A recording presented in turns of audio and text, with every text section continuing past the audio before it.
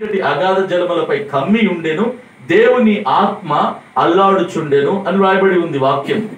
నాకు ఈ 4 లైన్లు నాకు ఒక 15 రోజులు పట్టింది దాన్ని క్లారిటీ తెచ్చుకునేసరికి. భూమి ఆకాశములను ప్లూరల్ వర్డ్ వాడాడు అక్కడ దేవుడు.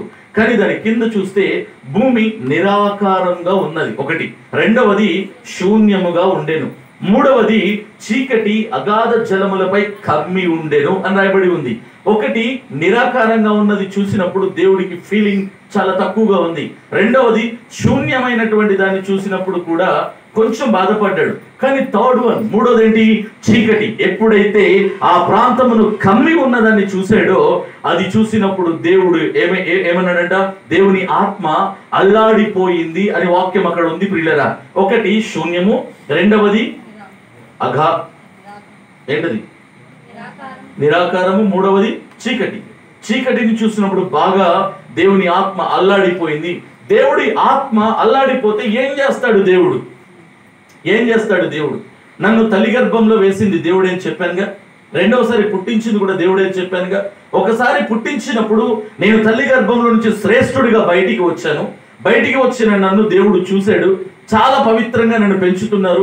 మురికంటకుండా, మలినమంటకుండా, ఎటువంటి గాలి సోకకుండా నాకు ప్రార్థనలు చేస్తున్నారు, ప్రేయరాయలు రాస్తున్నారు, దేవుని సన్నిధికి తీసుకుని వెళ్తున్నారు, పాస్టర్ గారు చేయబెట్టి ప్రార్థన చేపిస్తున్నారు. చాలా నేను పవిత్రుడిగానే జీవిస్తున్నాను. నా ఏజ్ పెరుగుతున్న కొద్దీ నాలో పాపమాలిన్యం కూడా అలవాటు అయిపోయింది. పాస్టర్ గారికి తెలియకుండా, పాస్టర్ గారికి తెలియకుండా, తల్లికి తెలియకుండా, తండ్రికి తెలియకుండా బయటికి వెళ్ళిపోయి నా విచ్చలవిడితనానికి నేను అలవాటు అయిపోయాను. అబద్ధాలు ఆడడం ప్రారంభించాను, మోసం చేయడం ప్రారంభించాను, తల్లిదండ్రుల కళ్ళు కప్పి నా వ్యవహారాలను కొనసాగించడం ప్రారంభించాను.